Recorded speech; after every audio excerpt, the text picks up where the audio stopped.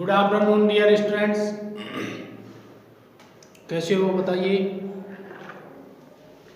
आज इस लेक्चर में हम चर्चा करेंगे बीए पार्ट थर्ड ईयर और सब्जेक्ट कौन सा। सब्जेक्ट अपना ड्राइंग एंड पेंटिंग और ये लेक्चर नंबर है 109 नंबर का है। कौन सा 109 नंबर का लेक्चर है। आज हम आपको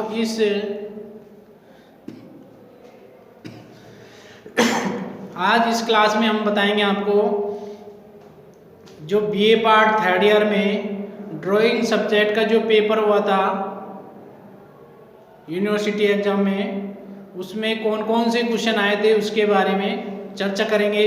तो देखिए, ये जो पेपर हुआ था आपका थ्योरी का पेपर, ये 60 नंबर का पेपर है। कितने नंबर का? 60 नंबर का पेपर है, जिसमें से एक एक नंबर के 10 क्वेश्चन आते हैं। कितने क्वेश्चन? 10 क्वेश्चन। और उसके अलावा 5 क्वेश्चन हैं जो 4-4 नंबर के आते हैं। कितने नंबर के? 4-4 नंबर के। तो 20 नंबर का वो हो गया। एक एक नंबर के 10 क्वेश्चन, 10 नंबर का वो हो गया। कितने हो गए? 30 नंबर। और उसके बाद 3 बड़े क्वेश्चन भी आते हैं। तो इस टोटल कितने नंबर के हो गए? 60 नंबर का। तो सबसे पहले पार्ट फर्स्ट, पार्ट सेकंड और पार्ट थर्ड, इस प्रकार से डिवाइडेशन होता है इन क्वेश्चनों का। तो आज मैं इस लेक्चर में आपको पार्ट फर्स्ट के बारे में बता रहा हूँ कि जो छोटे क्वेश्चन आते हैं एक एक नंबर के, वो किस प्रकार से होते हैं, उनके आंसर कितने शब्दों में देना होता है आदि के बारे में चर्चा होगी। तो देखिए, क्वेश्चन पेपर है इसी वर्ष का 2020 का और थर्ड ईयर है, BA part third year, subject अपना ड्राइंग है। इसका जो टाइम होता है, यानी कि ये पेपर 3 घंटे का समय देता है अपन को इसे हल करने के लिए। कितने घंटे का? 3 आवर्स का। और मैक्सिमम मार्क्स इसके कितने हैं? 60 नंबर का ये पेपर है। तो देखिए कौन कौन से वो क्वेश्चन हैं जो एक एक नंबर के आते हैं। क्वेश्चन संख्या 1 से लेकर 10 तक लगभग आप इन सभी क्वेश्चन का आंसर दे सकते हैं। अभी भी जस्ट अभी आप लगभग इन 10 क्वेश्चन का आंसर दे सकते हैं। 1-2 क्वेश्चन ऐसे हो सकते हैं जिनके बारे में आपको सोचना पड़ जाए या थोड़ा कंफ्यूजन हो सकते हो, लेकिन 1-2 बार पढ़ने के बाद में लगभग इन सभी क्वेश्चन का आंसर आप आसानी से दे सकते हैं। तो देखिए, चलिए प्रारंभ करते हैं आज हम इस क्वेश्चन पेपर को। यहाँ मैं केवल अभी आपको क्वेश्चन के बारे में बताऊंगा, आंसर मैं नहीं बताऊंगा। आंसर आपको ढूंढ कर लाना है, आपको आंसर ढूंढ के रखना है। नेक्स्ट बार जब भी क्लास होगी तो मैं आपसे आंसर पूछूंगा, ठीक है। कहने का मतलब ये आपका टेस्ट हो रहा है। सपोज करो कि आपका यूनिवर्सिटी एग्जाम है बीए पार्ट थर्ड ईयर का, और उस एग्जाम में यही पेपर आ गया, तो आप अभी कितने क्वेश्चन अटेम्प्ट कर सकते हो, यानी कि कितने क्वेश्चन आप हल कर सकते हो, ये मेरा मेन उद्देश्य है।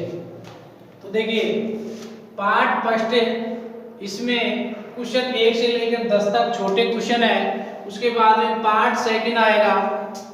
पार्ट सेकंड में 5 क्वेश्चन है जो 4-4 नंबर के हैं। और उसके अलावा पार्ट जो थर्ड है उसमें विवरणात्मक यानी कि वर्णनात्मक बड़े क्वेश्चन हैं, 30 नंबर के 3 क्वेश्चन वो है।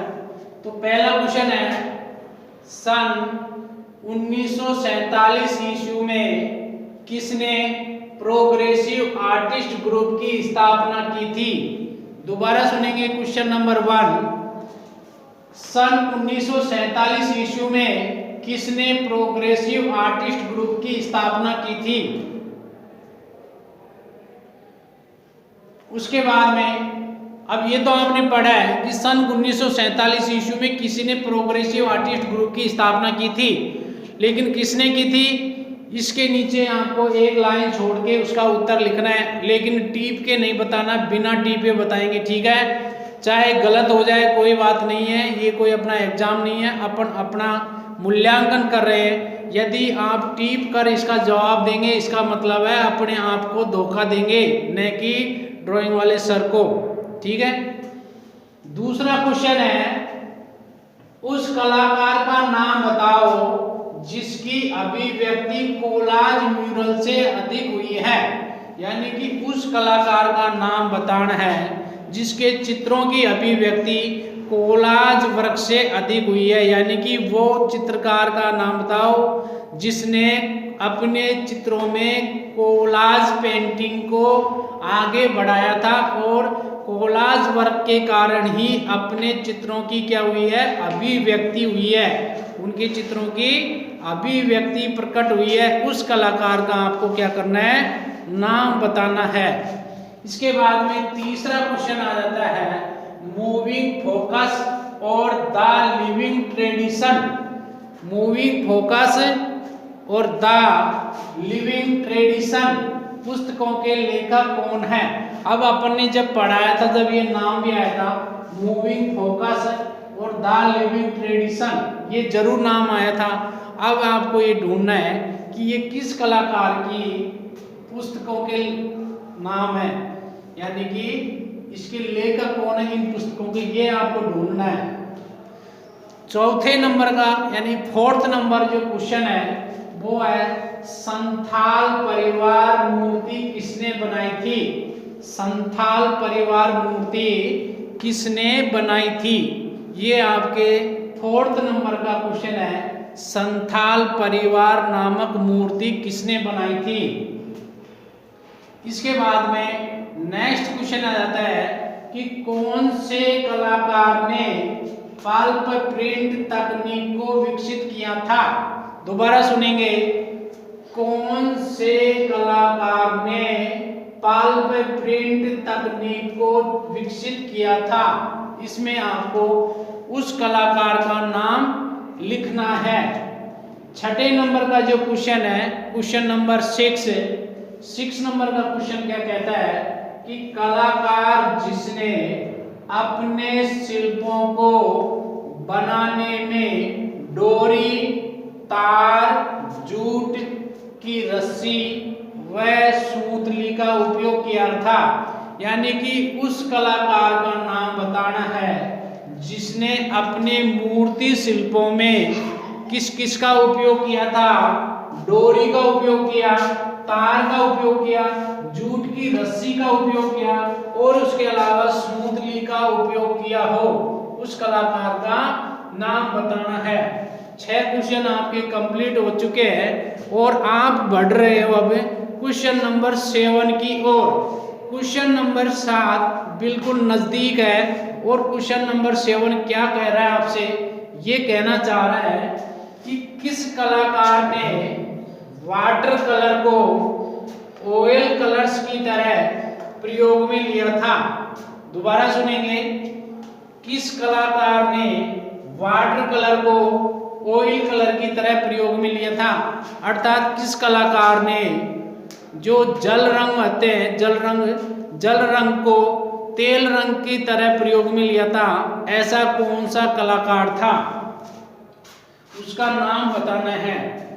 8वें नंबर का जो क्वेश्चन है वो आ गया है आपके सामने और ये क्वेश्चन लेके आया है आपके लिए एक नई बात। और वो बात क्या है कि किस शिल्पकार ने, यानी कि किस मूर्तिकार ने, किस शिल्पकार ने अपने जीवन के आखिरी पड़ाव में, यानी जब अपनी वृद्धावस्था में, अपने मरने से थोड़े दिन पहले, यानी कि वृद्धावस्था के पड़ाव में मेटल स्केप, कौन सा, मेटल स्केप के छोटे छोटे अमूर्त शिल्पों का निर्माण किया था।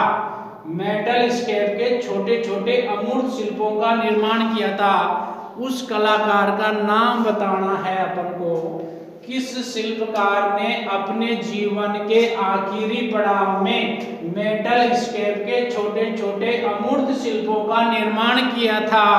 उस शिल्पकार का अपन को क्या करना है, नाम बताना है। दोबारा सुन लो एक बार और, ये क्वेश्चन थोड़ा सा कम समझ में आया होगा आपके, ये मैं ऐसा अनुमान लगा रहा हूं। देखो, किस शिल्पकार ने अपने जीवन के आखिरी पड़ाव में मेटल स्केप के छोटे छोटे अमूर्त शिल्पों का निर्माण किया था।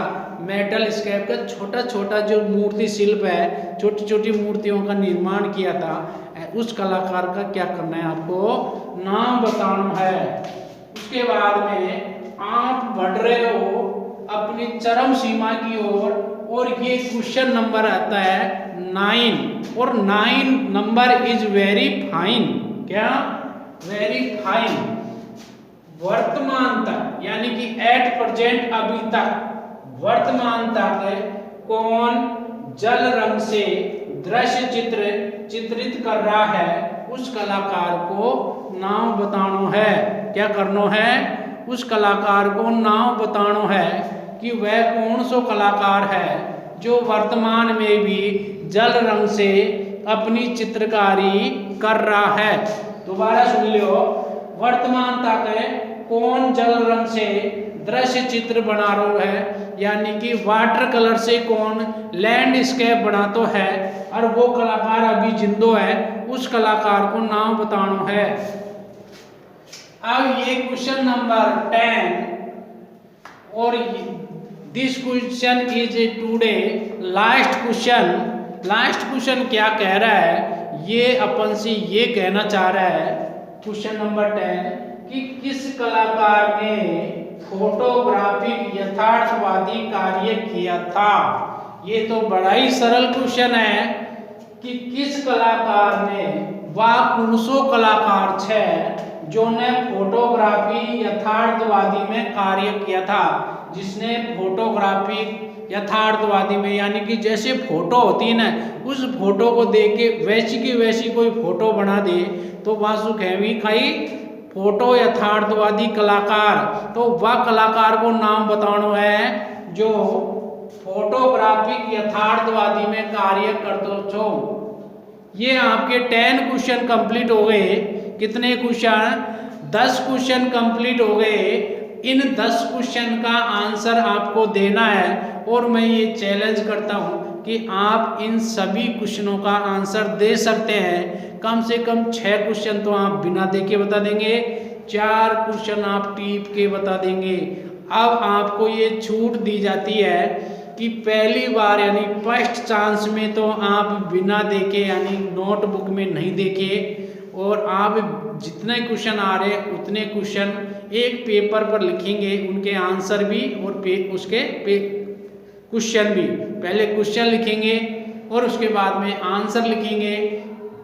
क्वेश्चन के लिए आप नीले कलर के पेन का उपयोग करें, और उसका उत्तर है उसके सामने लाल कलर से लिखे, यानी कि अपोजिट लाल कलर से, और आप एक पेज में लिख ले या अपनी नोटबुक के पेजों में लिख ले नोट्स के रूप में, और उसका उत्तर दे, और इसकी फ़ोटो लेकर आप मेरे व्हाट्सएप नंबर पर सेंड कर दे। मेरे व्हाट्सएप नंबर लगभग आप सभी के पास होंगे, उस पर सेंड कर देंगे ताकि मैं आपके ये क्वेश्चन सॉल्यूशन कर सकूं। यदि कहीं आपको दिक्कत आई हो तो मैं उसका भी निवारण कर सकूं। अब आपको दिया जाता है कुछ समय, आप जब तक इन क्वेश्चनों को क्या कर लेंगे, सुंदर सी राइटिंग में, ताज़ा सी राइटिंग में इन्हें उतार लेंगे। फिर मिलते हैं अपन थोड़ी देर ब्रेक के बाद। चलो